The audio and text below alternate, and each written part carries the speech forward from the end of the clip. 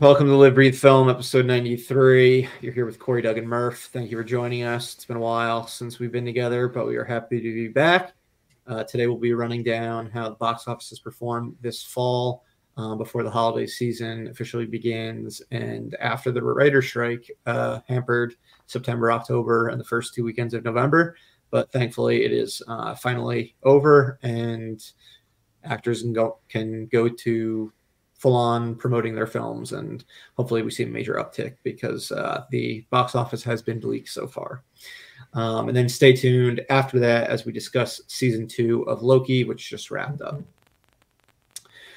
All right, gang. So we're gonna be talking mid-season, like a mid-season box office report right now, and it's pretty bad, especially when you look at our box office pool, and how the top 2 movies were not even drafted. One of which, Taylor Swift, The Eras Tour, was because it wasn't announced until the day after we did our draft. That's currently the #1 movie of the season with 173 million domestically. And then Five Nights at Freddy's is in second place with 127 million, well above our third place movie. I think we all are in agreement on why we didn't draft that film, and it was because it was a day and date release on Peacock. It seemed like it was the second string Blumhouse horror movie in October after The Exorcist. Frankly, I didn't know anything about the video game series, and I had a massive following.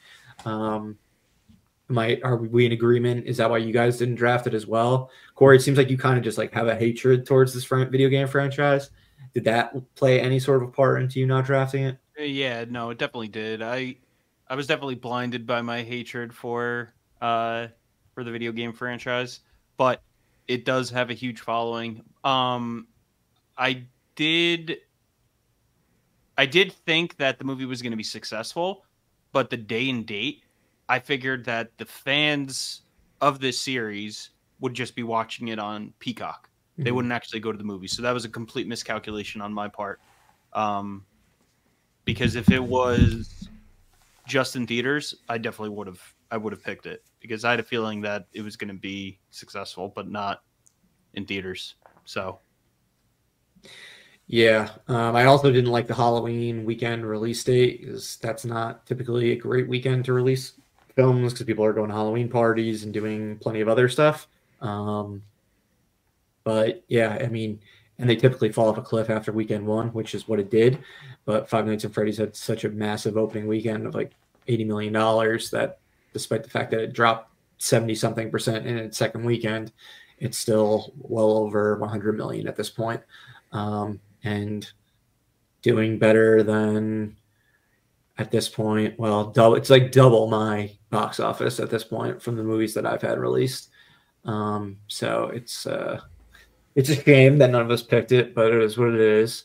I don't think it looked good. I mean, the quality I didn't think looked like it was there. I saw the movie; it sucked. Okay, so I can definitely attest to the quality not being there. It had some okay things, but it was just a mishmash of so many different ideas, and it just did not feel cohesive at all. Yeah, I thought there was a trailer at the point we drafted, or at least there was some footage. There was, yeah, and I thought it looked like it wasn't going to be good at all.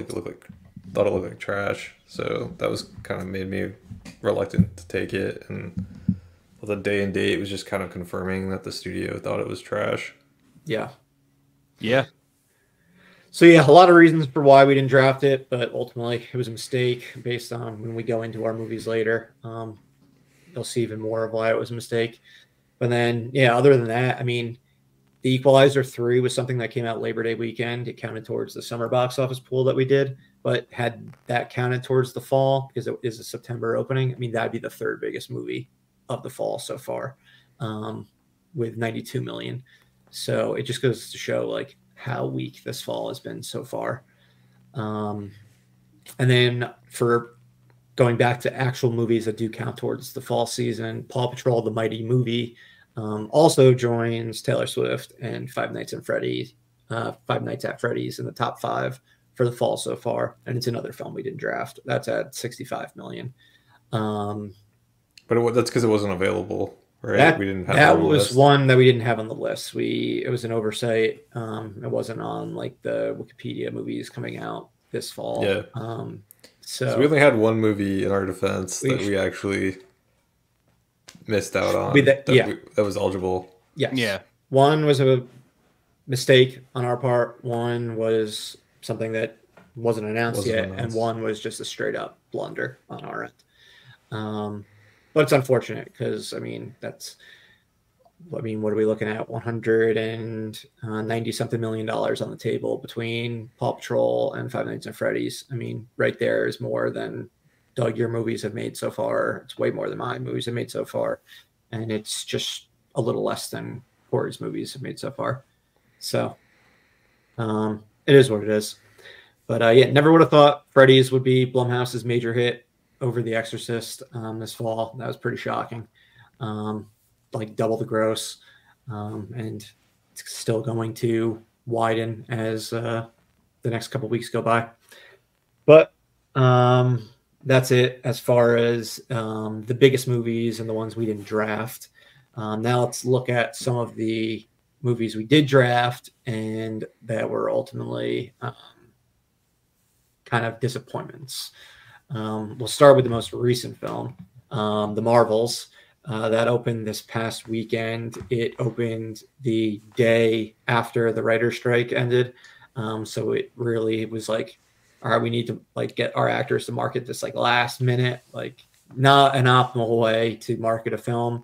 Hunger Games, meanwhile, which opens this coming weekend, had a full-on premiere. It was going to regardless because Lionsgate had an interim agreement with SAG-AFTRA and isn't part of one of the big studios that they were negotiating with.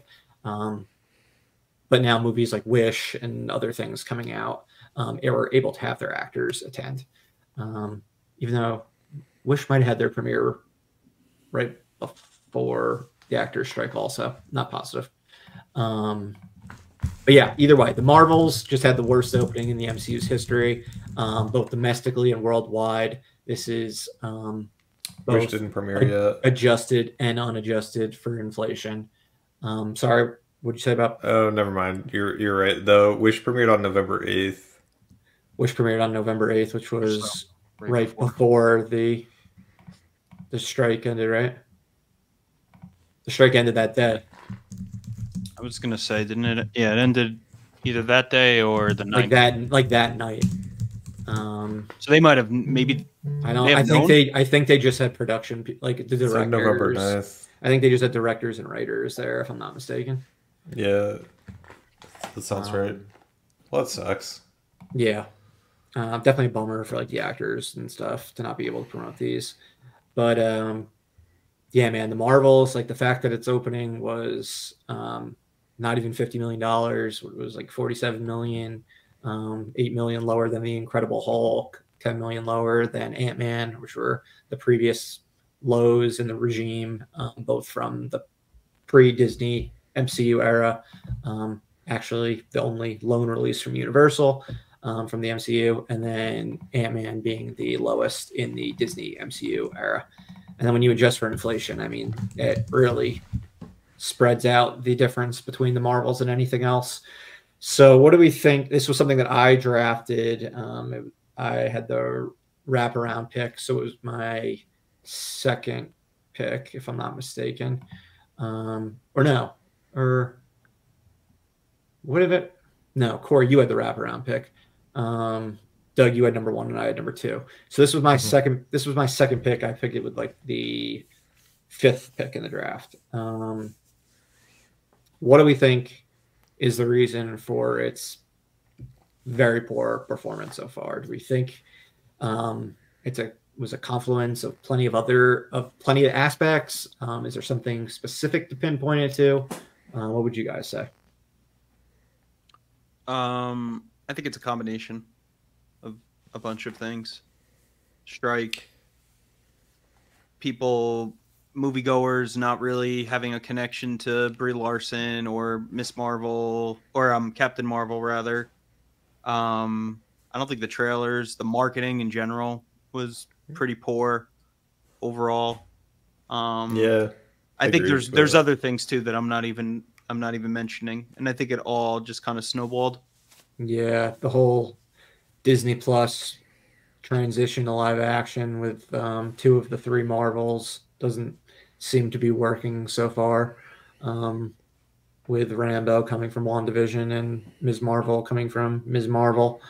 But it is just a massive downturn from Captain Marvel. I mean, that was like a $150 million, 140, $150 million opener, if I'm not mistaken, domestically. But we Granted, knew that was going to happen.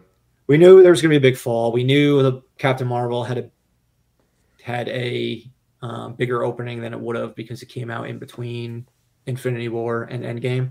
And she was the stinger on after credits. Yep. We knew she was the after credits stinger from Infinity War, that she was going to be an Endgame. So like there was real reason it was the height of Marvel Mania. People had a real reason to go see that movie.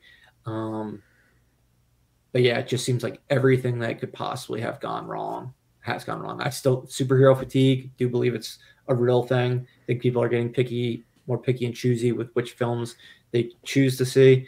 It's not just superhero fatigue as a whole. Like obviously we've seen the past like 4 DC movies be major disappointments. But 2 of the last 3 Marvel movies have been major disappointments as well. Even though Ant-Man Quantumania opened to over $100 million, it only made like $200 million and made less than Ant-Man and the Wasp. So other than Guardians Volume 3, things haven't been looking great for the MCU this year. Yeah.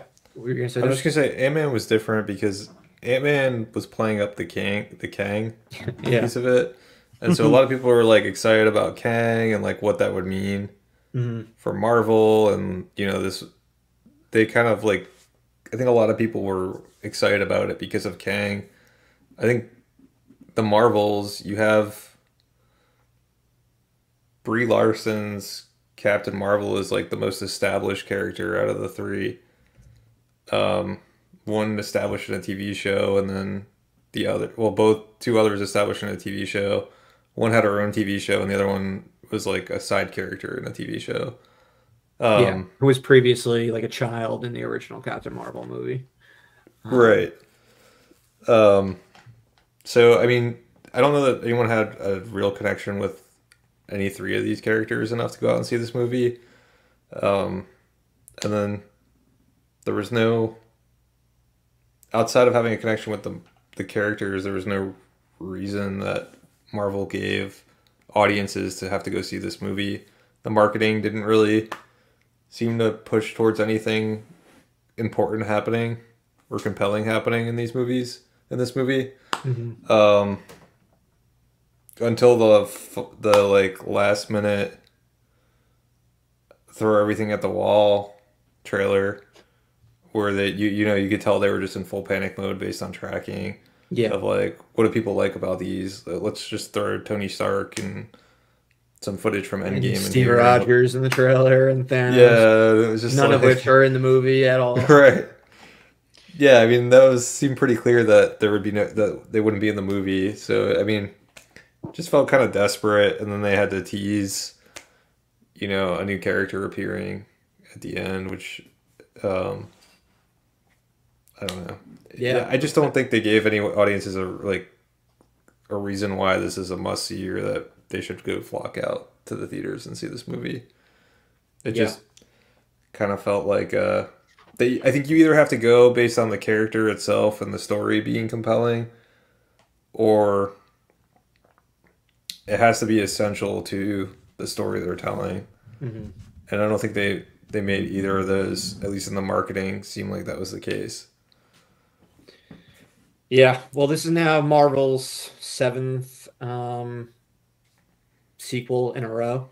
The first 3 all made more than their previous entry, significantly more with Spider-Man No Way Home and Doctor Strange in the Multiverse of Madness. Both of them made like double or more of their previous entry.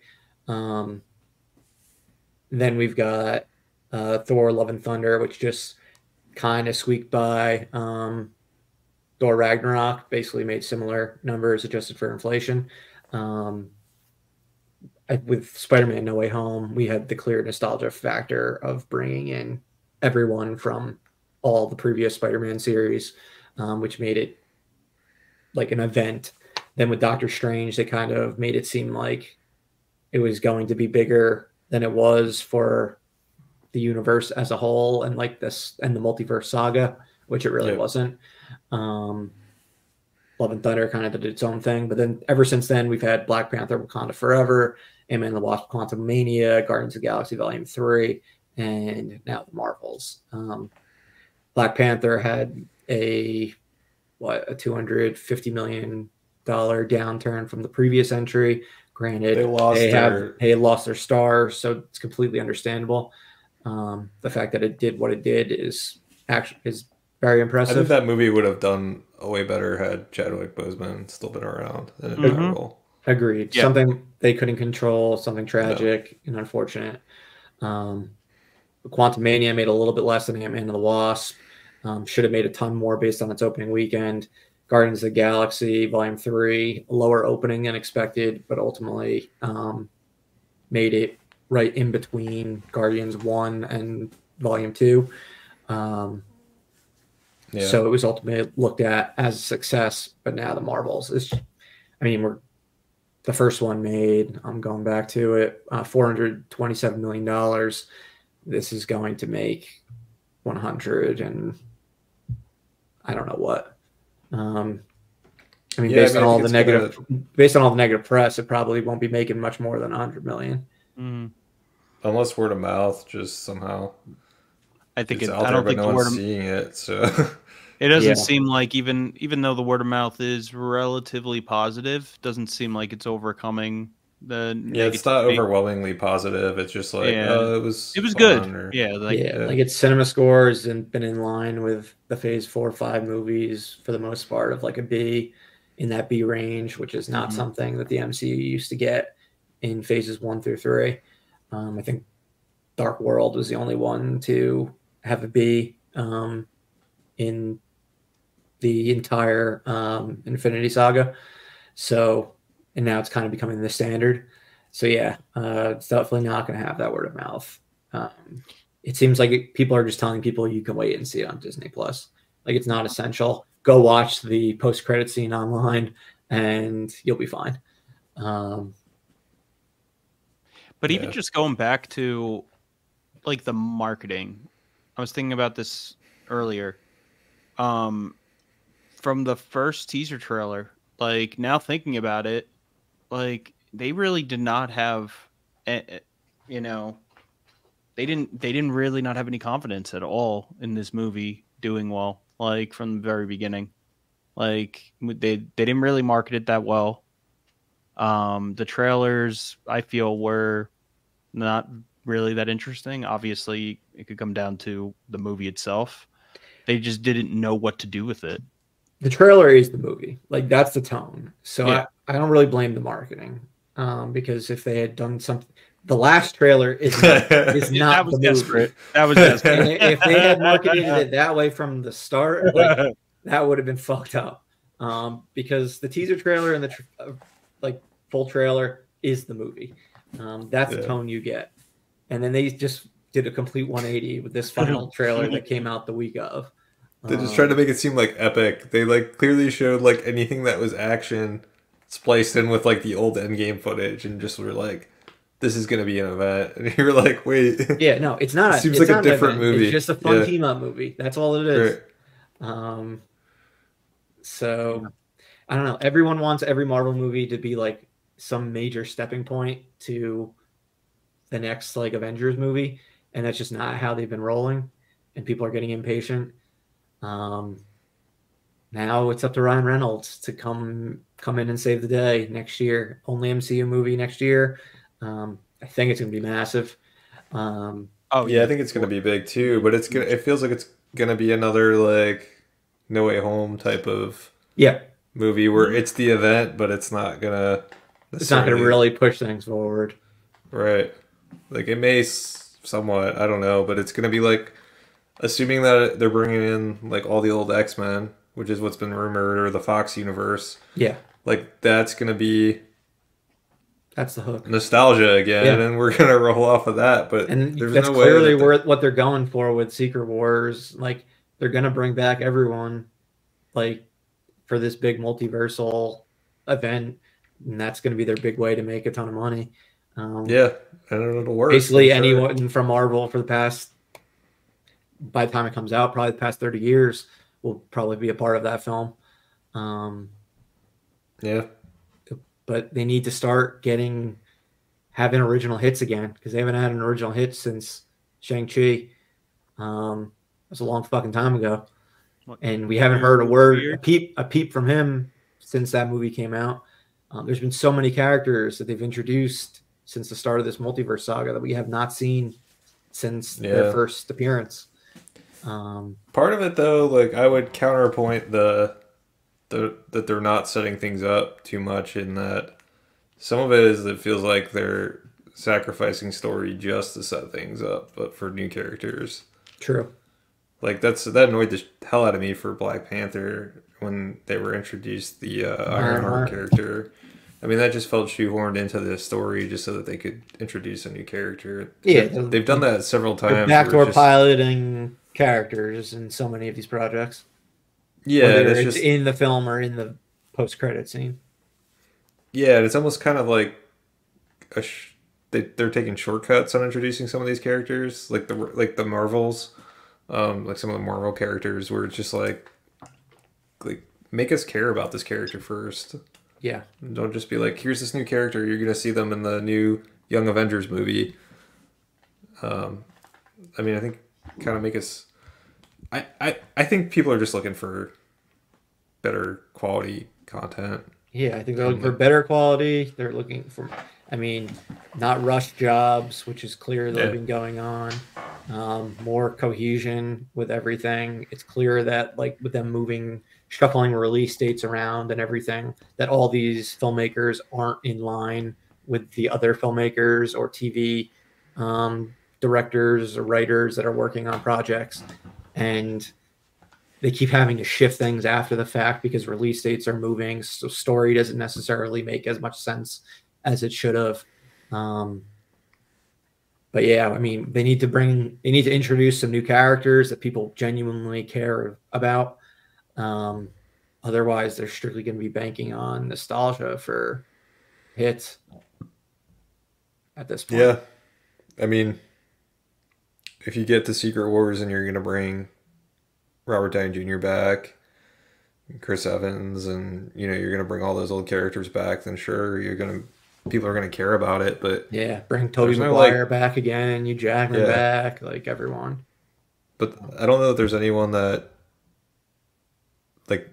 you could form a new Avengers team with really at the moment that people care about. I mean, no, I mean, we've been talking recently about like what like actors and characters are like the most popular and like feel, I don't know, like the biggest ones in the series. And I mean, right now you're looking at Tom Holland's Spider-Man. You're probably looking at Thor in the top 5. Now Ryan Reynolds as Deadpool, which is a Fox acquisition. And I'm not going to include Tobey Maguire or Hugh Jackman in this conversation because we're not sure if they're like one-offs or if they're going to appear more. Probably Tom Hiddleston as Loki, I would say, would hit that top 5 now. We'll talk more about him and Loki later. But I mean, they were clearly banking on Chadwick Boseman as Black Panther to be one of their big guys. Then that obviously couldn't happen. Benedict Cumberbatch's Doctor Strange might be in the top 5 at this point. I don't know that people care about him though. I don't know. I mean, he has a following, but I don't think he's a character that can, lead the charge. Yeah, it's tough to really judge him. Like, because he's been in he's been a big part of 3 massive projects at this point in like the last 2 Avengers movies and Spider-Man, and then you saw a massive jump between his 2 solo movies. That's the only reason why I'm like, is he like bigger for those various reasons? But yeah, I'm not 100% sure yet. And I assume Wanda is gone. Like it seems like she doesn't really want to do anything anymore. I mean, I've heard rumors Brie Larson wants out. So, but I definitely wouldn't put her in like that category of like definitive like actor character. The way Chris Evans was and Robert Downey Jr. was and Tobey Maguire in the past or Hugh Jackman in the past. Yeah, I don't know who you need. Yeah, Tom Holland. Tom Holland has to be like your leader at this point. Yeah, they have a huge. They don't even own him. Disney doesn't even own him. Yeah, they have a huge Avengers character problem because their most popular Avenger is a character they don't completely own. Yeah, I mean, of the original 6 now, I mean, they can't do solo Hulk movies. I don't know if Jeremy Renner, how much he can actually do as Hawkeye anymore based on his injury. And then 3 of the 6 are done. The other 3 of the 6 are done. But they might. Am I forgetting someone? I feel like they're going to bring. Oh, and Chris Hemsworth he's definitely going to be done soon. Yeah. And he seems like the popularity is starting to go downhill. Like he was going up for a while, but it seems like it's ready to go down again after Love and Thunder. So yeah, I think they could write that, like change the course on that, because Love and Thunder, like they just went so hard into like dumb bro Thor. Yeah. Well, Taika basically said like he's out. Yeah, he did. Yeah. He said like he's booked for the next 7 years or something. With and he's like, he said like, and I quote, like, I'm in an open relationship with Marvel. Like I'm fine with them doing what they're doing. Like I'm open to coming back in the future. Like they're on good terms and shit. But I don't know how much more Chris Hemsworth wants to do at this point. I mean, he's been playing the character for 15 years. Probably started filming in 2010 or 2009. So close to it. He'll definitely be around for Secret Wars, but my guess is that's when that's his last movie. If I had to guess, I think maybe he does one more Thor movie before Secret Wars happens. That's going to be such an expensive movie just based on how much they're going to have to pay all the actors to come back. Yeah. It's going to be worse probably than Infinity War and Endgame logistically. Yeah, I mean, they'll probably try to do like a lot of like, here's these couple of characters that pop in and they're here, and then there's, I don't know, I'm sure there's like some camera trickery that they don't have to get everyone on set at the same time. Yeah, I don't know. Robert Downey Jr., I'm sure they're going to beg to come back. Yeah, but like I said, Deadpool is all we got next year. There's clearly spreading stuff out. They pushed Captain America, Brave New World, all the way to 2025. At this point, I don't even know what phase is which. Seems like Bang is going to get pushed out, and along with Jonathan Majors. Talk more about Kang, then we get to talking about Loki. But who knows what the future is? The heights have passed. Like the high point of the MCU is clearly passed, but they're clearly still going to have a lot of big hits. It's just like which ones are, and how do you how do you make the hits more consistent? And it seems like, to their credit, there is a course correction in the works. Yes. I mean, it's in progress, both on the movie side and the TV side. So it doesn't seem like they're just going to continue pushing forward. They've clearly realized there's an issue. Iger said there's an issue multiple times. Yeah, an oversaturation issue. Like clearly they overestimated the demand, and less is more. Yeah. They need the Which is quality to be higher. They need the visual effects to be stronger on a consistent basis. The only way you can do that is spreading things out, not spreading your teams so thin. So yeah. So does this all go down as like JPEG? It's fault. not 100%, because Iger's the one who was still CEO when he was pushing hard on all these Disney Plus shows at the beginning. Chapek was the one who didn't course correct and just let things continue as it went, because he wanted to make Disney Plus seem like it was a bigger success than it was, for all the stockholders and shit like that. Iger's the one who, once he came back, was like, all right, we need to course correct. So problem starts with Iger, ends with Iger, and was elongated because of Chapek, in my opinion. Okay. But I mean, props to Iger for, admitting mistakes. It's not often that they go, "Oh wait, we fucked up." It's like between everything, with like being like, "Yeah, we're not developing TV shows correctly. Like we can't be making these like we're making a movie. We need to make them like they're TV shows." That's huge, and spreading out the movies. So you're not putting out 4 movies a year. You're putting out 2 movies a year, or even 1 movie next year. Sony's going to have 3 superhero movies at least next year in theaters.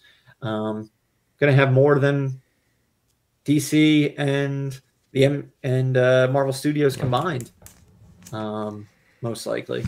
So that's weird, but that says a lot that they're willing to push something back, because apparently Captain America did not test well. They're now testing with outside audiences, which is something they hadn't done in I don't know how long. They would just show friends and family to get reactions, but now they're doing it with general audiences, to get more honest feedback, which is a good thing. But let's move on from the MCU, because we'll talk more about it later. Killers of the Flower Moon. That was a bit of a bomb in comparison to its budget, and disappointment so far in comparison to past Leo Scorsese collaborations, especially when adjusted for inflation. However, it is still performing, I would say, okay for a 3.5-hour drama and it has had strongholds ever since we got past its second weekend.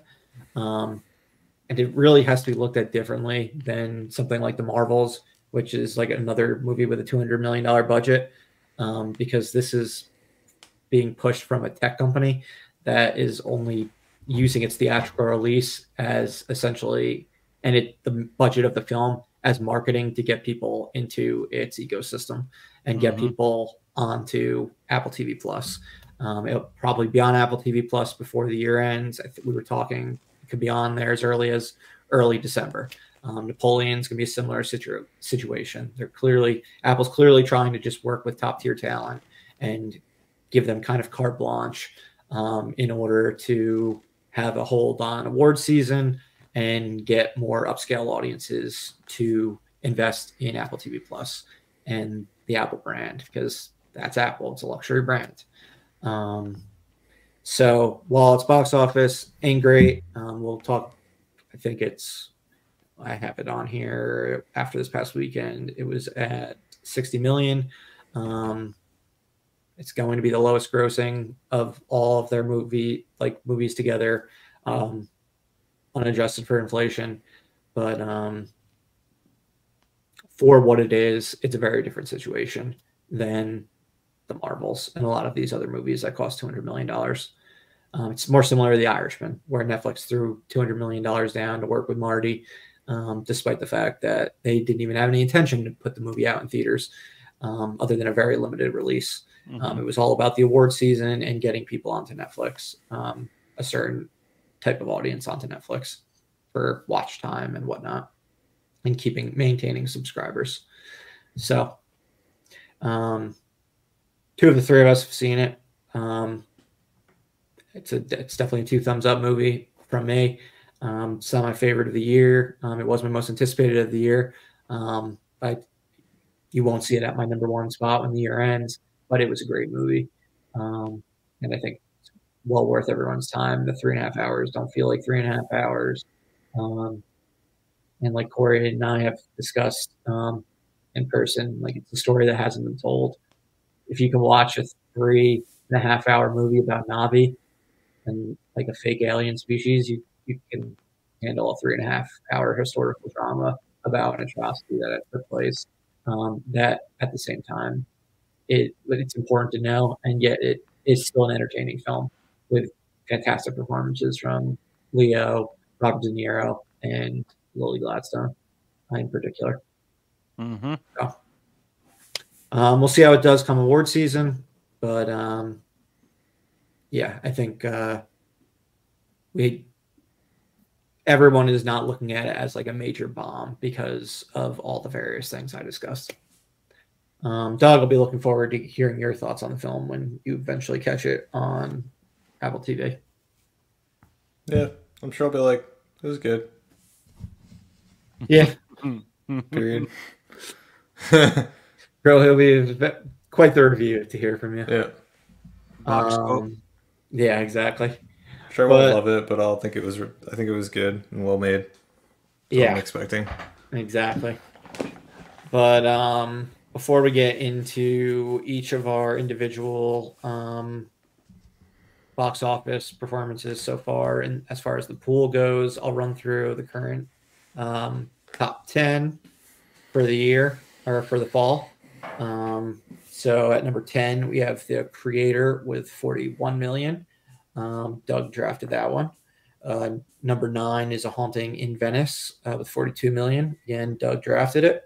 Both of those, essentially their box office is done at this point. Number 8, we have The Marvels with 47 million from its opening weekend. So it will rise substantially over the next few weeks. We'll see where it ultimately ends up, though. At number 7, we have Saw X or Saw 10. I'm not sure how they prefer to go with these movies that end with X. I always hear, like, was Jason X Jason 10, or was it Jason X? Was Fast 10 Fast X or Fast 10? I don't know. I always just kind of go with X because it sounds cooler. But 53 million for Saw. Corey drafted that. Corey also drafted our number 6 film, Killers of the Flower Moon, with 60 million. Then we have previously mentioned Paw Patrol, the Mighty Movie, at number 5 with 65 million.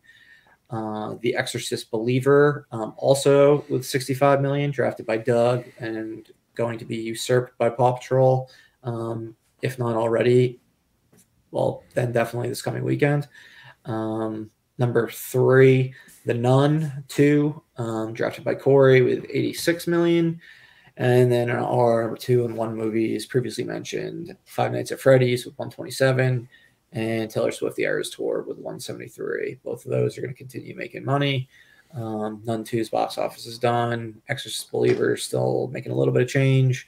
Paw Patrol, same difference, but making more change at this point. And Killers of the Flower Moon still got some money to go, and we'll see how it does with award season and how fast it goes on Apple TV Plus. And Saw 10's box office is basically over at this point since we've passed Halloween. But yeah, that leaves us with here's what we got. I am in third place with a pathetic 63 million, based off Dumb Money, The Marsh King's Daughter, and The Marvels. With my situation, I lost The Bike Riders. I lost 2 films. I lost The Bike Riders due to the strike after already losing Ordinary Angels due to Taylor Swift and the actor strike. So both of those were actor strike related, along with Taylor Swift. The Marsh King's Daughter was one that I drafted, and it was a big fat stinker. Thanks to Taylor Swift. It was originally supposed to come out at the beginning of October, and it got moved to early November. Who knows if it would have done any better in early October, but I think it was a better release date. They should have just moved that to 2024 as well, after pushing its release date because of T Swift. But yeah, I'm really desperate at this point for the final 3 releases of mine to hit big. Those are Napoleon, Migration, and The Color Purple. But it's likely already looking like a bridge too far, based on the fact that all of Corey's 8 films are actually releasing, and his first 4 all did well enough, along with Doug's first 3 films all doing pretty well. And his next 4 all look to be much bigger than what you've previously had come out. But we'll get into your box office now. And obviously I have some more box office with the Marvels, but I'm not expecting it to be a big leggy film. But Doug, you're in second place with 148 million. You've so far have had A Haunting in Venice, The Creator, and The Exorcist Believer released. And as everyone heard, unlike my 3, where only one of them was in the top 10, all 3 of yours has been in the top 10 so far for the fall. You still have Trolls Band Together, Wish, Wonka, and Aquaman and the Lost Kingdom. All 4 are looking like they're definitely coming out. One that you drafted was Dear David. Apparently that was a massive stinker as well. And seemingly it just went to VOD to rent or buy on that release date, October 13th, because I couldn't even find, when I looked weekend 2, I couldn't even find a showtime for it. I can't find any numbers for it domestically. I can find some international numbers, which are very low. So I'm just counting that as a movie you lost, similar to how I lost Ordinary Angels and the Bike Riders. Right now, Corey has a nice lead on you, but you definitely have much more potential with your final 4 films in comparison to his final 4 films, which are more on the art house awards season type of movies, which compared to yours, which are all very mainstream movies. But yeah, pending any last minute changes due to schedule changes post actor strike, you could be getting your first box office pool win, Doug, which would be pretty exciting. Might get my hopes up. Yeah, well, right now Corey does have an $80 million lead on you. From My Big Fat Greek Wedding 3, The Nun 2, Saw 10, and Killers of the Flower Moon. He's at $227 million. Of his movies, one of them is still making money, while your 3 that have come out are basically done. Corey still has The Hunger Games, The Ballad of Songbirds and Snakes, Saltburn, Poor Things, and Ferrari. So we'll see if Saltburn, Poor Things, and Ferrari, if any of those, which are more award bait type movies, can break out. I've seen Ferrari at the New York Film Festival. I don't think I'll make much more than I think I'll probably make similar numbers to what Gran Turismo did. I don't think it's going to make what 100 million or whatever that Ford versus Ferrari made. I think it'll be more like a $50 million movie. The Hunger Games is projected for a 50 million opening, potentially a 150 total. I don't know what we're going to get out of Saltburn and Poor Things. I mean, Poor Things is supposed to be fantastic. So we'll see if it can be crossover hit. And Saltburn looks like the hip, cool movie of the remainder of this fall season. So we'll see what that can do.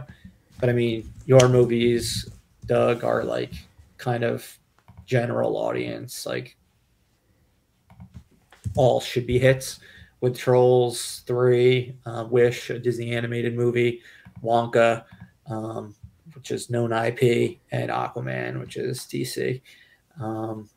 Granted, it could very well be another DC bomb, but even a DC bomb that makes 50 million narrows that gap between you and Corey. If Saltburn and Poor Things don't really break out, and you have those other movies like we talked about. But yeah, it'll be interesting to see what movies end up topping Taylor Swift, if any, for number 1 this fall. Some movies should definitely be able to top Five Nights at Freddy's. But Taylor Swift's going to get close to 200 million before all things are said and done. Probably end up 185, 190. I don't know. I don't know what movies left can make more than that. I think maybe one of mine can do that in Migration. That's one I'm banking on being a big animated hit. Doug, do you think any of yours can make over 200 million? I mean, I think we have movies that have potential. I would say Trolls could have potential depending on if, that's tracking north of 50 or 50 or north. It's animated, so typically has a good hold. Maybe has a bigger opening than expected and good hold. They could do it. Wish, maybe, also animated. I'm very interested to see how Trolls and Wish do against one another over Thanksgiving weekend. Yeah. It's Trolls' second weekend and Wish's first weekend. Yeah, I don't love that my two animated movies are going against each other, but hopefully they're different enough that they can both justify their existence. I mean, Yeah. Troll seems like it'll probably be more lighthearted. And probably maybe appeal to a younger demographic than Wish, but Yes, definitely looks like it's for a younger demographic. Wish looks like the type of Disney animated movie that typically hits as a like princess musical type animated film. Not 100% sure if she ends up becoming a princess or anything, but certainly looks like it's one of those type of like Frozen like animated movies versus something like Strange Worlds, which came out last November and absolutely bombed. It's kind of when they go on the target like males with their animated movies don't that they don't have a great track record. yeah. And then Trolls has got the in-sync factor, which maybe it'll pull in some older audiences as well. Yeah. Just bad timing with Justin Timberlake being Public Enemy #1 with based on like everything Britney Spears has been saying about him lately. But Yeah. the NSYNC factor is huge. Yeah. So we'll see. Those two I feel probably the best about their chances. Wonka's seems like a little bit of a long shot. And then But I do think it's a wild Chalamet card. factor. I think it could be big. But I also could see it like people being like, Yeah, it wasn't necessary. It feels a little bit like Corey said, like more of the wild card out of the four of them, and then Aquaman's not going to hit 200 million. I have zero expectations. You think it makes? You think it is DC's biggest film of the year? The Flash is 108 million. No, I think it bombs worse. Yeah, I agree. Damn. Yeah, I think it's going maybe to like bomb 70, 80. Yeah. Okay. I would take. But yeah, with my three left, Napoleon, I'm expecting something similar to Killers of the Flower Moon, like a 50 to 70 million finish.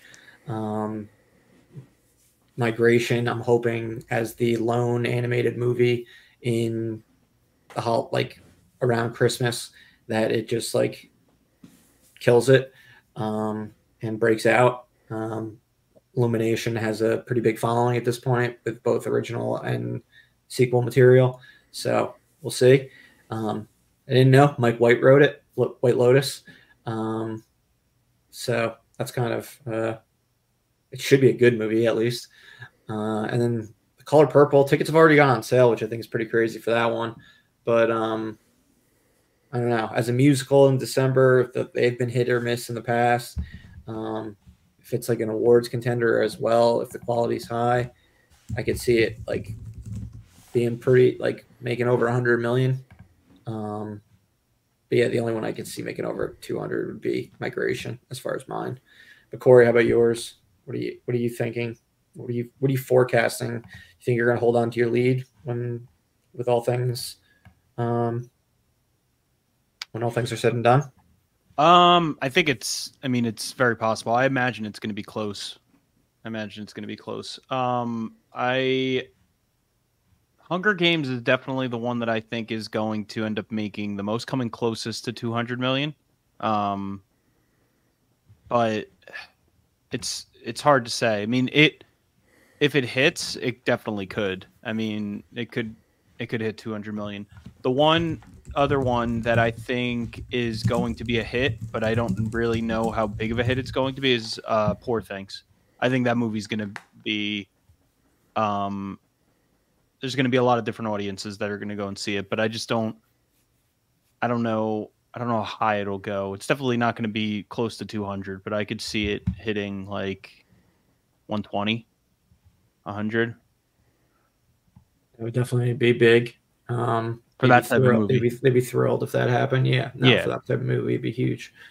Ferrari, like you said, I mean, I was expecting like probably 70 for that. Yeah, I'd say that's probably on the high end of what it makes. Yeah, and then Saltburn, I'm really not expecting much, maybe 45.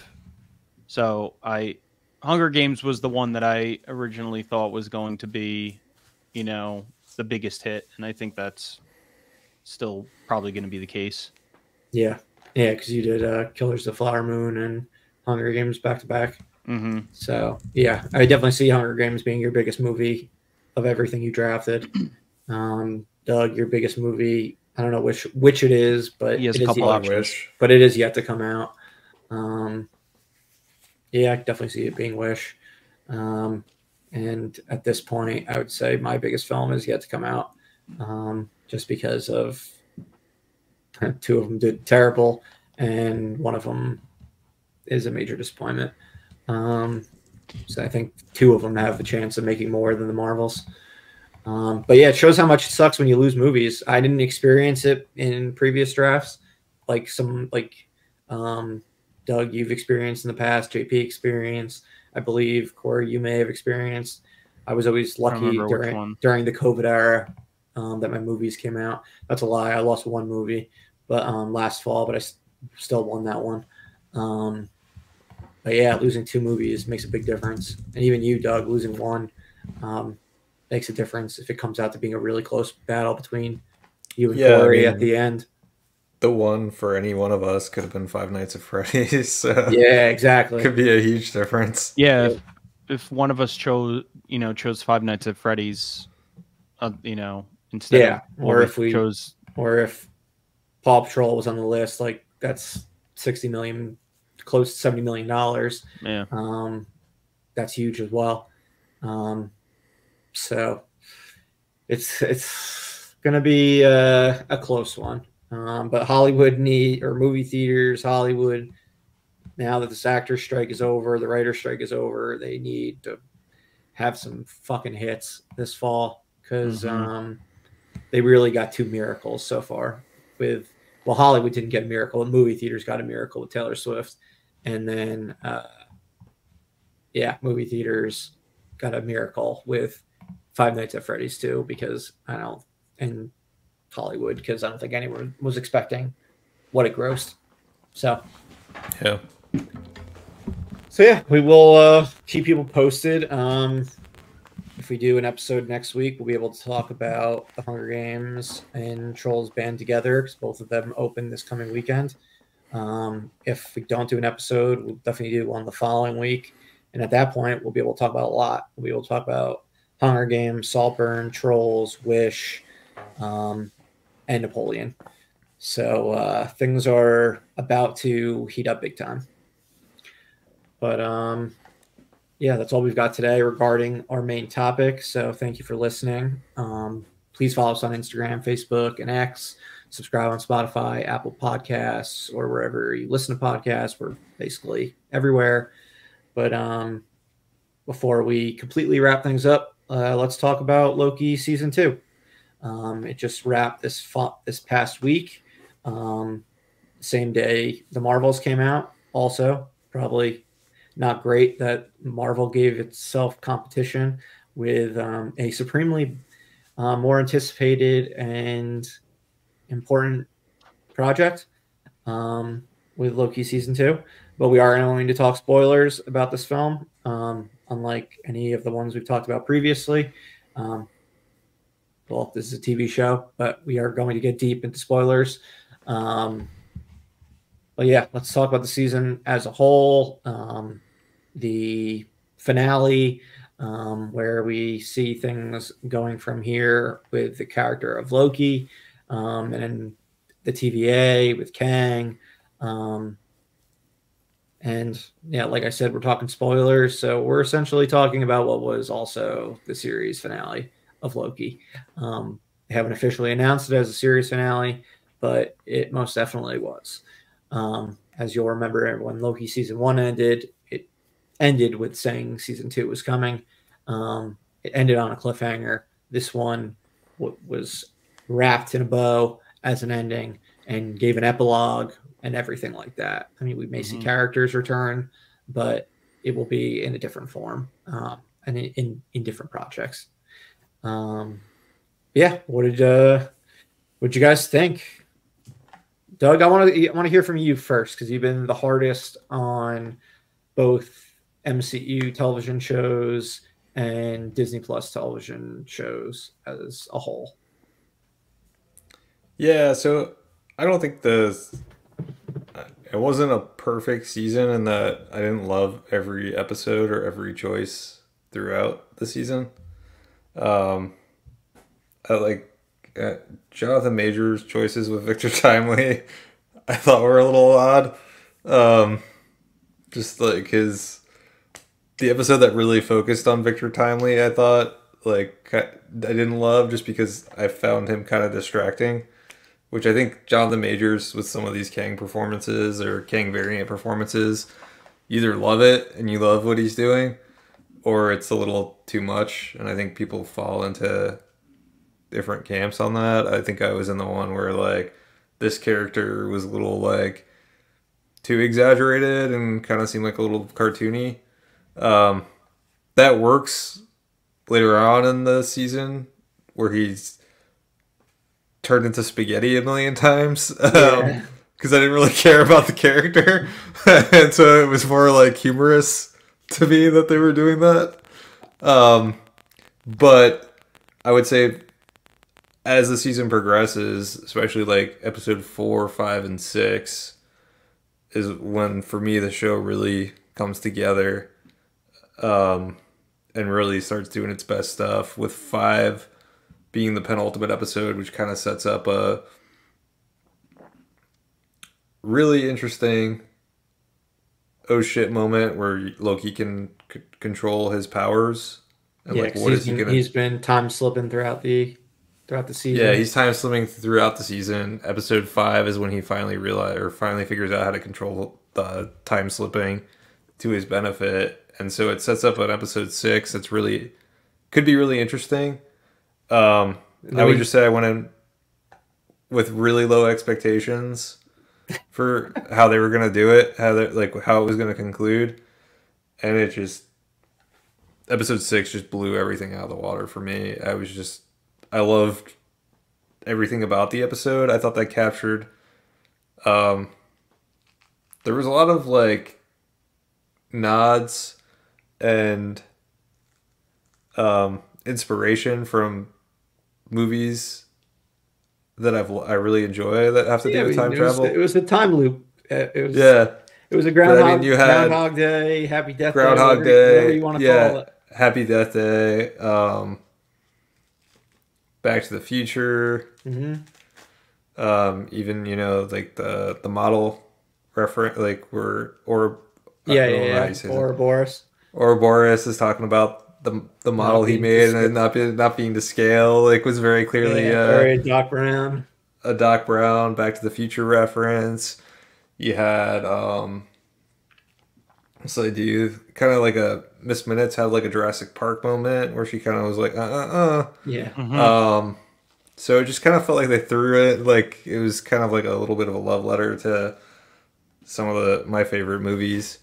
But I thought they had, like the Groundhog Day stuff was really very humorous, I thought. Hiddleston kind of knocked it out of the park with that. I don't want to go I feel like I'm going too deep into episode 6, and we can probably just talk about it more later. But overall, I thought like where episode 6 goes for Loki as a character and where the show takes Loki as a character couldn't have been a more perfect conclusion to Loki. and really pays off the character from the first time we see him in Thor. Back in 2011. In Thor, and then the Avengers, and then where he ends up in this, I thought couldn't have been more perfect. The music was great. The visuals were great.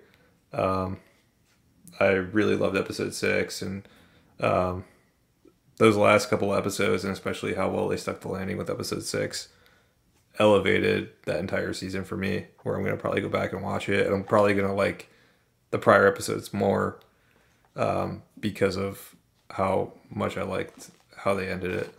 Mm-hmm. So not entirely perfect, but my favorite show that Marvel's put out, and probably one of the best. That episode 6, especially, one of the best things Marvel's done, in my opinion. All right. Yeah, something that you said that was funny in text was that this is your Andor of the MCU on Disney Plus television shows.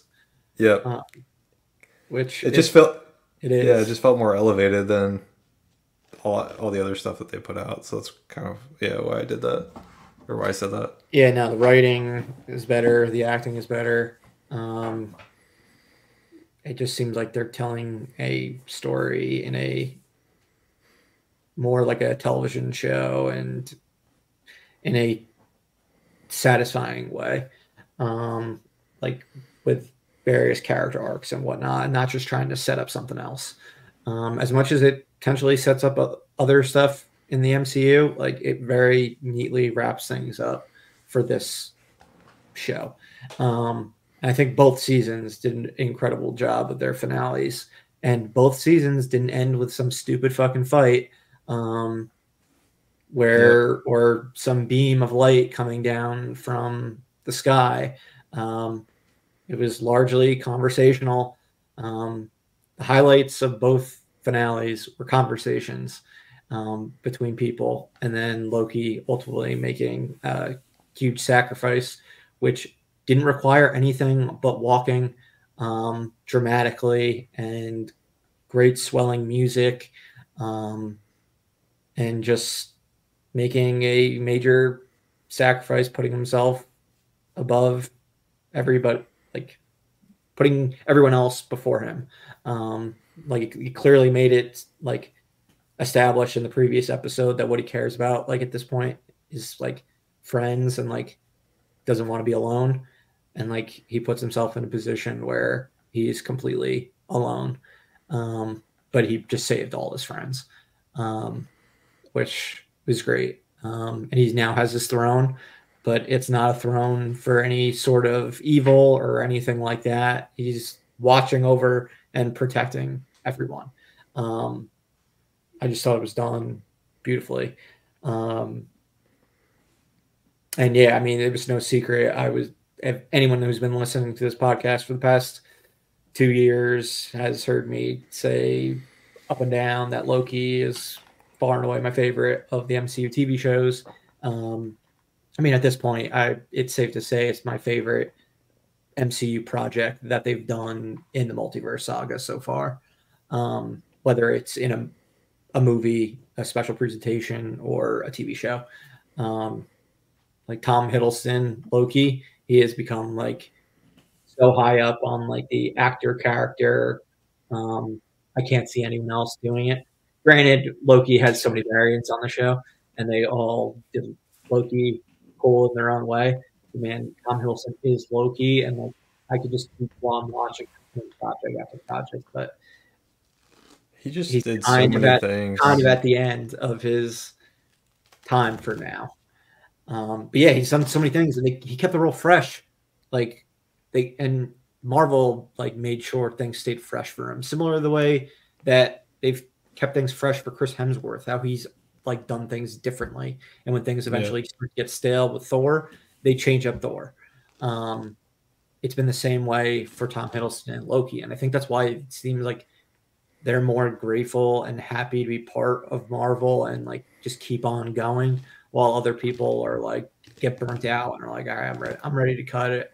Like at this point, and do other stuff in my career, because they don't have those interesting changes where they're really like stretching their legs and how they perform and what they bring to their characters. Yeah, they gave Hiddleston a lot of scenes where he really got to shine as an actor, I thought. Hell yeah. Especially even just episode 6 where he's just like doing comedy and then he's doing drama. Yeah. He's just like all over the place. Oh yeah, he does it all. And just crushes it all. I'll be interested to see whether or not he gets an Emmy nomination for Loki. There's a good chance with the lack of competition next year at the Emmys because of the strikes that he would be in consideration.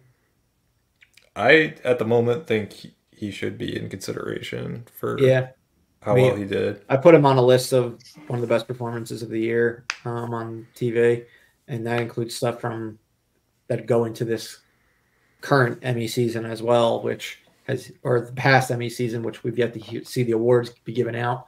But there hasn't been much since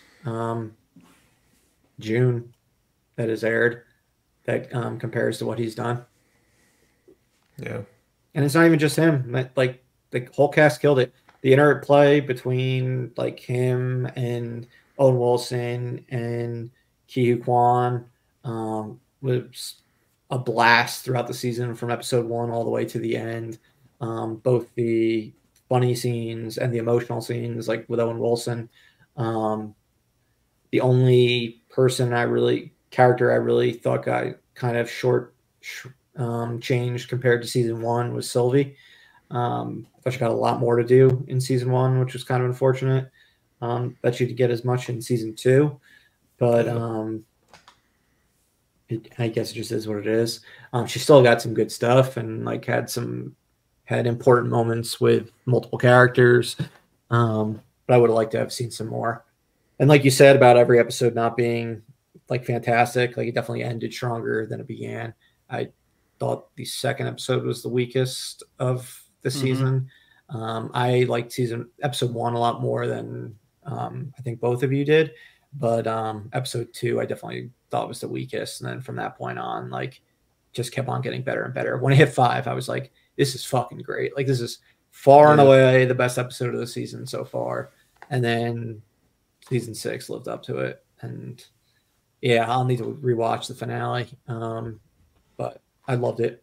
I think also for this show, I mean, you touched upon it where it was developed very differently than all of their other shows, where it felt like episodic, like it felt like a TV show. Yeah.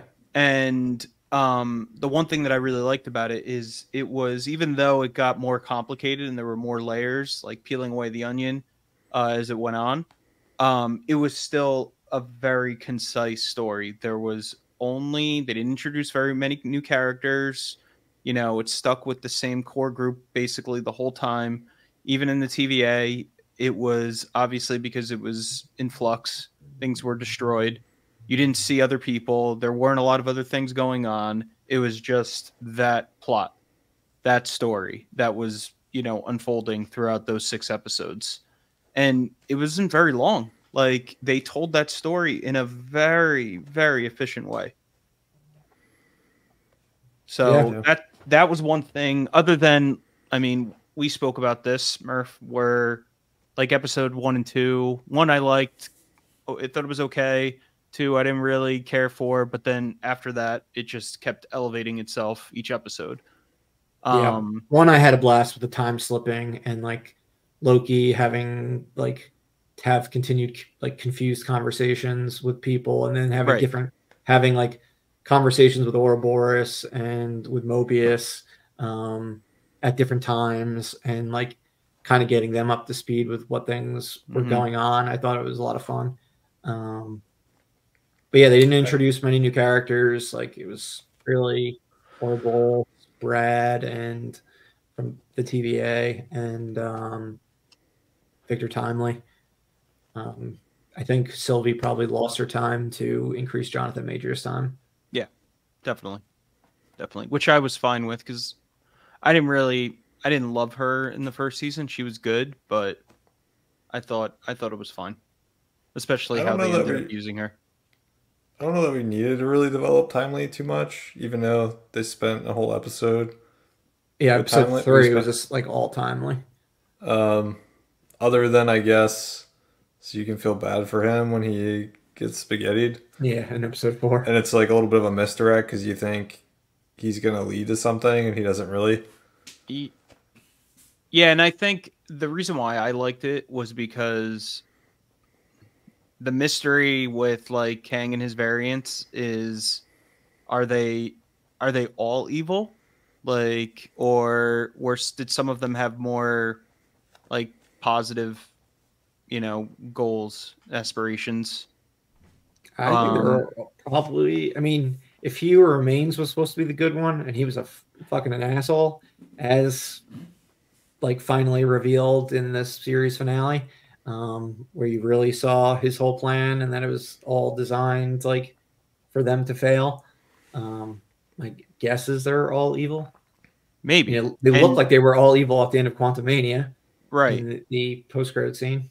It's possible, but like even um with the man, what was his name? The man who not doesn't remain, or whatever the hell his name is. He Who Remains. He who remains. Um, he was manipulating things like from the very beginning. Like, and I don't know how much of the stuff that he was saying was actually trustworthy. So Yeah, that's kind of how I feel too. Though, like he was just the victor. He was trying to get to his goal. Like even Victor Timely was shady. Like when he was shady. Like when he realized like I like would have to have a partner, like he dips. Like he's like, all right, bye Ravonna. Like shuts down Miss Minutes and shit. He does plenty of stuff. So like we haven't gotten a hint from any of the Kangs so far that any of them are good. Isn't Iron Lad supposed to be a Kang variant or something? He's like in the comics. You're speaking a language I don't know.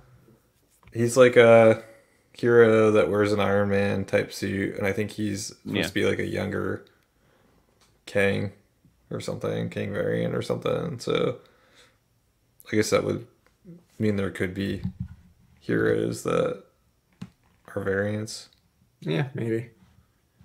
But I thought that was a cool thing to hang over the viewers' heads, where you were expecting Timely to, ultimately end up being, this really big bad guy. It's like, oh shit, they're befriending him. Like he ends up, being a part of this. Then he's going to turn around and like, oh, this is all part of my plan type of thing. And then they completely do a 180 on you. So I thought that was really cool. It was very intelligent writing on their part. Yeah, and my favorite Jonathan Majors like performance in the season was when he was He Who Remains in the finale, and he's one-on-one with Loki, and just like revealing how like he played the hell out of him for centuries of him trying to prevent the Loom from being destroyed and TVA from being destroyed. That was so good.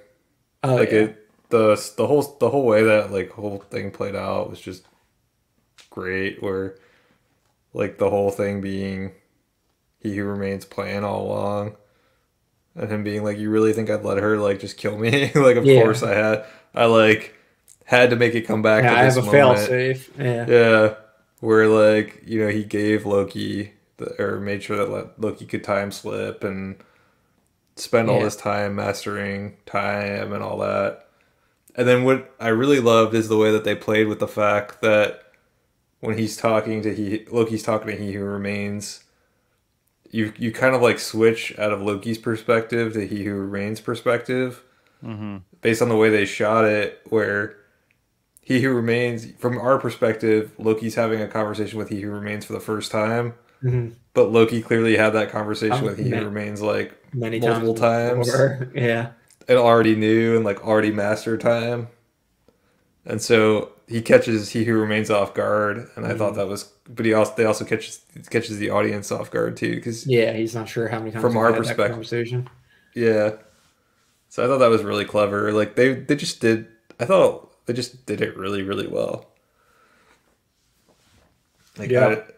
I'm very impressed by how they pulled that whole episode together and just how it all played out. I mean, going back to that season 1 finale was like, I mean, I'd have to go back and look at it, but I mean, they recreated that finale like incredibly well. Like that looked exactly like they were going right back. Like everyone looked the same. And, Yeah. It was like it was summer 2021. yeah, that was really impressive how they pulled that off. Yeah, yeah, it was so good. So what's next for Loki and Kang? I think it's for Loki. I think Loki will probably won't appear until like Secret Wars, or probably maybe the next big event. But the problem is the Jonathan Majors factor, and I think that I think the way that they ended Loki, I don't know if it was intentional, but the way that they ended this season, it seems to basically tie this whole thing in a bow, and they're going to move on to something else, whatever that may be. I didn't think it was necessarily. So I mean, to me, it still felt like Kang's still around, and his variants are still around, and they're out there. Oh, they are, yeah, definitely. And TVA is are designed to protect them and to they're instead of hunting variants, they're hunting Kangs. Right, and we got the Quantum Media reference when they. Yep. It's like a blip that they missed. Yeah, which I kind of was glad, because I mean that's one of the things we talk about is how like King the Conqueror is this big bad, and he was Ant-Man took him out. Yeah. One of the less powerful Avengers. But they kind of made that downplayed like how powerful that Kang was, and so you could still say that there's a stronger Kang out there that's going to be a much bigger bad. But I kind of they could still very much go with Kang because of the way they left it. And then Kang, assuming that Kang still has the ability to rise up, because there's nothing for us to believe he doesn't have the ability to rise up and have like this big multiversal war. I mean, Loki's got the ability to be the person to pull people from the timelines potentially into a place to bring together like a super Avengers team to stop this multiversal war Kang variant issue.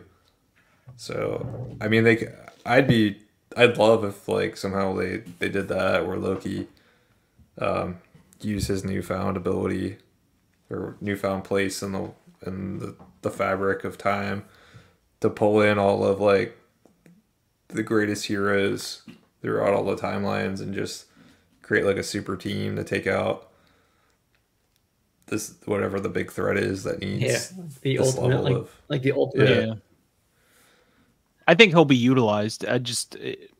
Who knows when? I think he's going to be taking a break for sure. And then who knows with Kang? I mean, if they continue with what they're going to be doing, or if it changes into something else, do they recast? Who knows? I mean, it's a huge question. We might as well get into like what's been talked about in the press as of very lately, and that's that Jeff Loveness, who was the writer of Ant-Man and the Wasp: Quantumania, and who was going to be the writer of Avengers: The Kang Dynasty is no longer working with the MCU, and the reason he gave was that they have wrapped up the Kang storyline. So it seems like it's only a matter of time before Disney announces that Jonathan Majors is no longer working with them, and they're pivoting in a new direction. I don't think Avengers: Kang Dynasty comes out.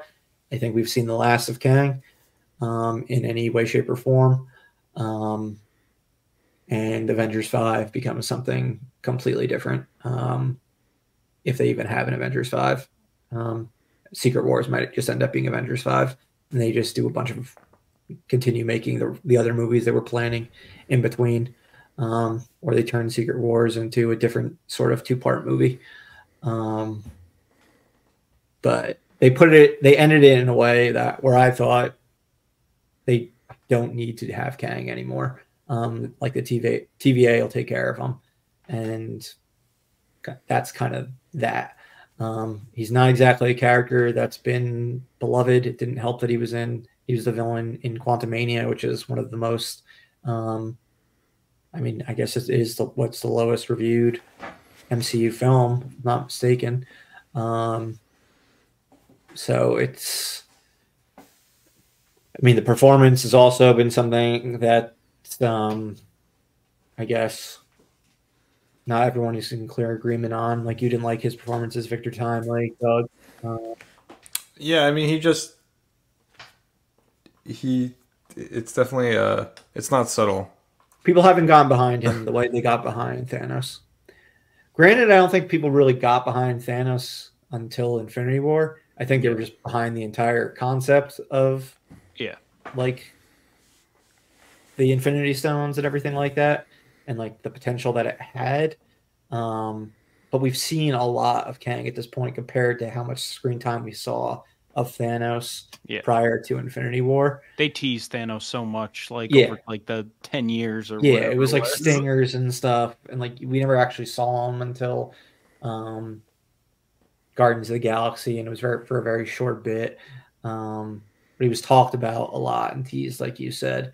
But when they finally put him in the spotlight, he was amazing. When they finally put Kang like fully in the spotlight in Quantumania, like it was good, very good performance.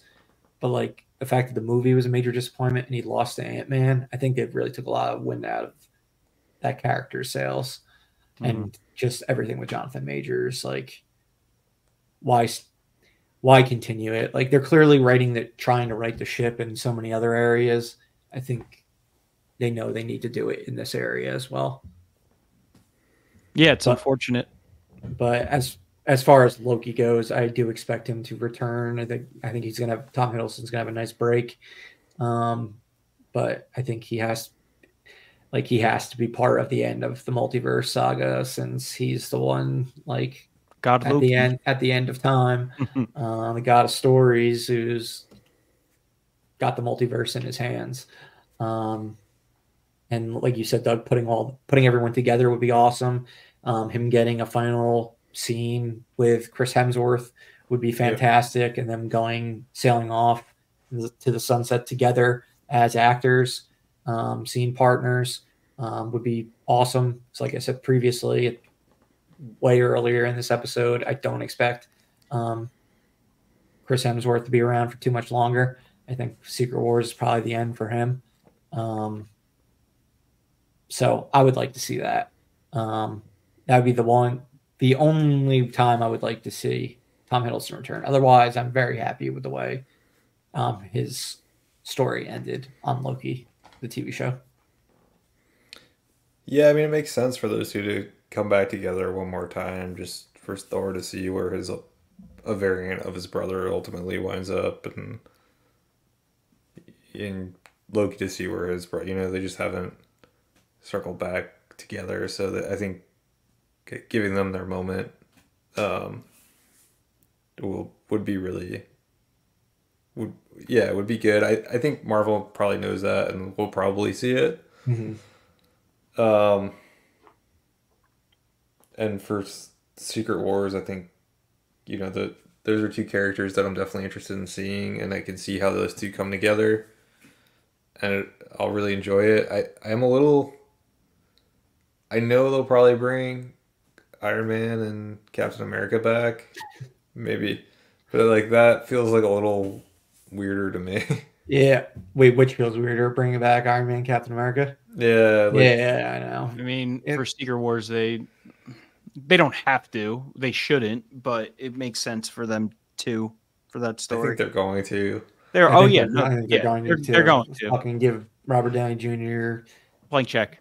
$100 million, whatever they have to give him. Scarlett Yeah. Johansson. I mean, they're gonna bring probably everybody back. Yeah, I mean I can see everyone from like Wesley Snipes to yeah. present being in this movie. Tobey Maguire is supposed to be like a center point in that story, like that, which makes sense. Fucking Doctor Doom, introduce him. Have like every single character, like you said, from the past 30 years of like Marvel, everything, just make an appearance. Yeah, but it seems like you pivot now to Doctor Doom. I mean, we know Fantastic Four is coming. Doctor Doom is the villain in the Secret Wars comics, if I'm not mistaken. Mm-hmm. Yeah. Get him going earlier. And if you do a replacement film for Avengers: The Kang Dynasty, yeah, Fantastic Four is going to be a period piece, though, right? Isn't that what I've been hearing? They're going to have to do like a Captain America thing to bring them into the present. I have no idea. Yeah, I didn't hear that. Really? They need to start casting. I would think at this point, now that the strike's over. Yeah, I read it was going to be like in the 60s or something is when they were going to... Okay. When it was going to take place. Yeah, I mean, they could do what they did with Thanos and just have like kind of carrot on stick. Like he just continues to show up, you know, throughout the next however many movies leading up into Secret Wars. But I don't know. I mean, they were building towards this whole Kang Dynasty thing. Like, I don't know what they're gonna, you know, move into that slot. It's gonna be very interesting to see. Hopefully. Yeah, I mean, it helps that they just haven't done a good job in setting it up. You make a very good point. And people haven't been like too enthusiastic in the way they've been setting it up. So a course correction isn't necessarily the worst thing in the world. Yeah, it ultimately probably wouldn't have been that good if you think about it. With the way things have been shaping up so far, yeah. It's just unfortunate that even though with everything that's happening with Majors, that we're not going to see him in the apparently 5 other like roles that he was supposed to play, like as a variant of this character, because it was fun. I mean, Timely was weird and very hokey, but I've enjoyed all of like his performances, especially that one, and I was excited to see like what other wacky things he was going to do. Yeah, I mean, his best performance for me was his final scenes as He Who Remains. Killed it. Yeah, when he was doing his Victor Timely impression and everything like that. He was only getting better, but his court case comes up on, I believe, November 29th. So, yeah, I think we're going to be getting an announcement about what's happening by the end of the year. Yeah. And I imagine with Fantastic Four, we probably get a cast announcement relatively soon. Yeah, I mean, still a while away. I mean, we've got Deadpool 3 next year. We've got the following year. We have Captain America, Thunderbolts, right? Blade, and Thunderbolts. And then I think the year after that is Fantastic Four. But yeah, they still need to. They're going to want to tease them prior. It's the Marvel way. Mm-hmm. So they need to get the ball rolling. You would think that we would see them in some capacity in Deadpool 3, but who knows at this point? Because it seems like that movie is so going to be so packed with with cameos that Yeah. maybe it's not a good idea. Yeah, they probably should just leave it with the old Fox, Fantastic Four actors in that one, and let the new Fantastic Four one start at a different time. Just because it is so stacked from what we've been hearing, all the rumors we've been hearing. But yeah, and then hopefully we get more Mobius in the future, or some of these other characters, like in the TVA as a whole, in other projects. I hope so. But yeah, I wonder if we get Sylvie. I would be happy with more Sylvie as like a new Loki or something. Yeah, I mean, I wouldn't be shocked if we get Kid Loki in from season 1 in the Young Avengers at some point in the future.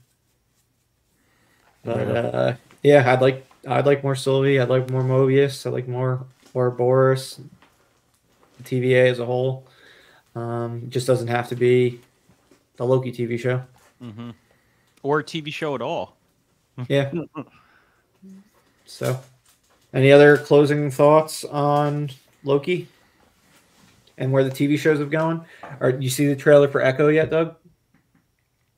Yeah, I saw it a while ago. I saw it when that was before you were released on your vacation, or did you see it when you were on your vacation? Okay, I probably saw it before I left. I think maybe, or when I got back. I don't know. But you saw it. I saw it. Yeah. Yeah, I mean, it looks cool as hell. They're starting that new label where not everything is part, like they're making it clear that something's not part of the overarching story, and like that you don't need to see everything. It's kind of weird though, because it's a spinoff of Hawkeye and has a lot of characters from Hawkeye. But whatever. It'll be interesting to see how many projects get put into that label moving forward. What is it called? Marvel Spotlight? Marvel Spotlight, yeah. Yeah.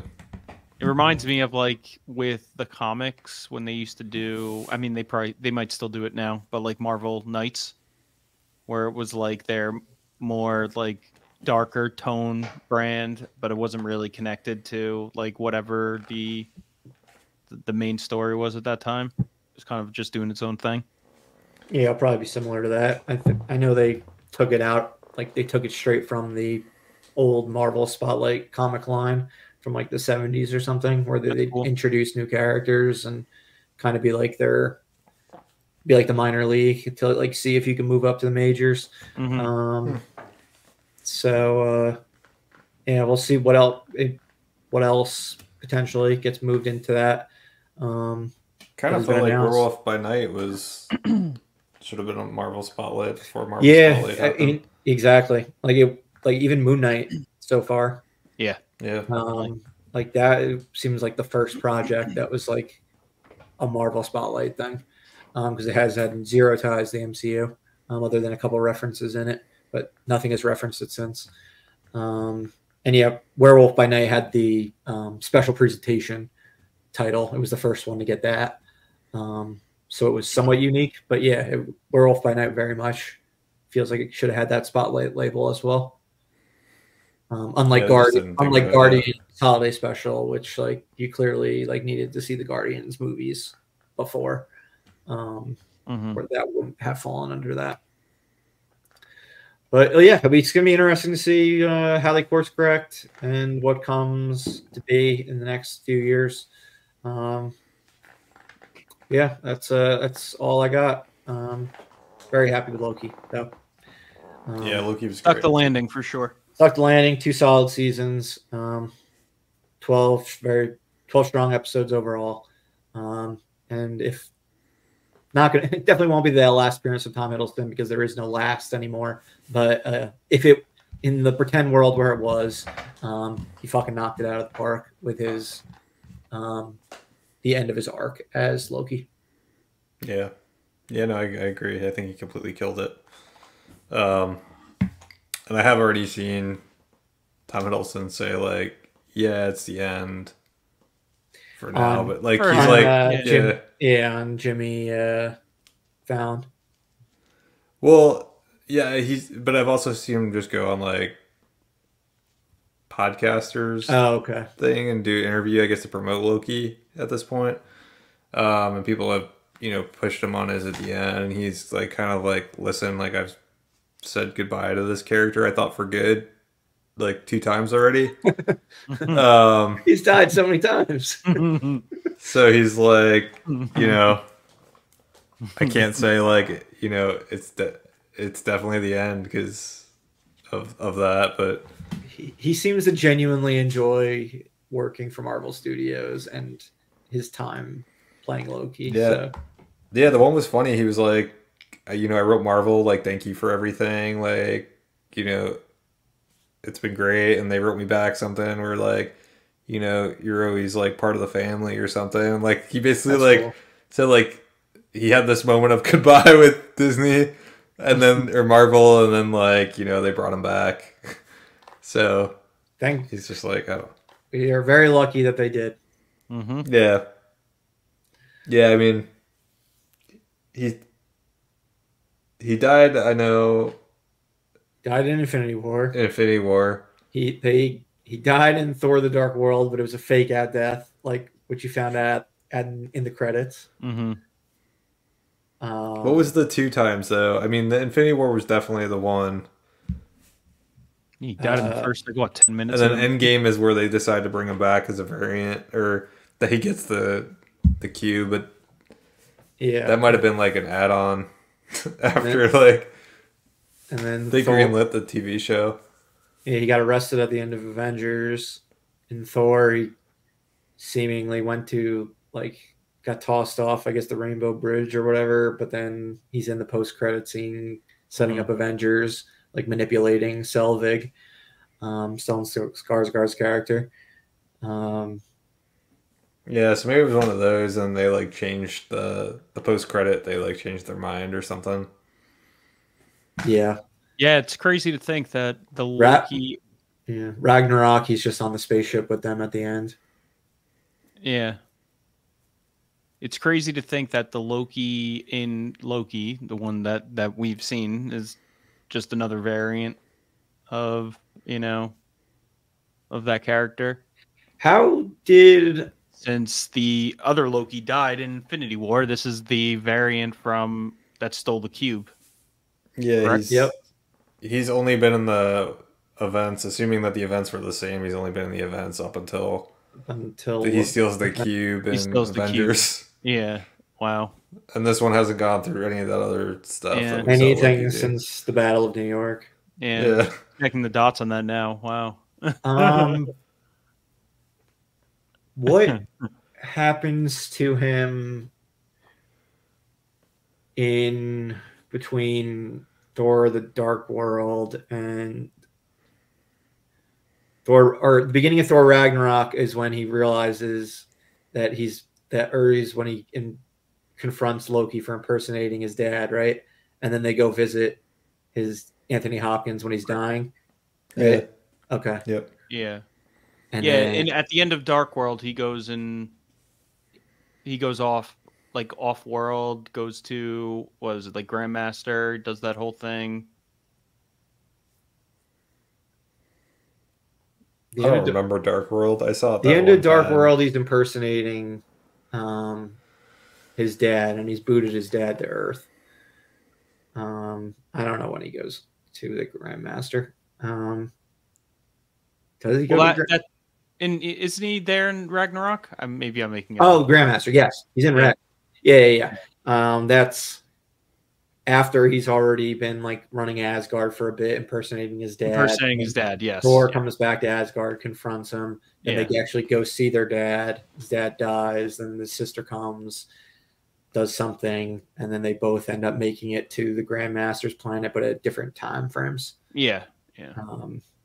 And then that's really the one where Loki kind of, like, turns good for the first time ever, like, authentically, like, and not actually, like, being, like, the God of Mischief by the end of that movie. Yeah. I guess he's really only died he's probably counting his fake death in the Dark World, if I had to assume. Maybe they added that after credits or That's- something. Yeah, maybe it's- originally he was yeah. supposed to die. Yeah, it's definitely possible. And then And then Marvel's beginning Disney's of like, you Infinity War. can't kill Hiddleston. Yeah. He's too valuable. He's our golden god, or our second golden god. All right. I liked how I guess one other thought that I forgot to mention is I liked how this season really like played into the fact that he's a god and that it really like called back a lot of the Norse mythology and everything. Yeah, and the fact that like he got to play up like being old Loki too at one point, which was kind of fun, I thought. Mm-hmm. Did you guys know that the first episode of season 1 and the last episode of season 2 are both titled Glorious Purpose? I heard that, yeah. It's pretty cool. Yeah, it is pretty cool. Really like bookend.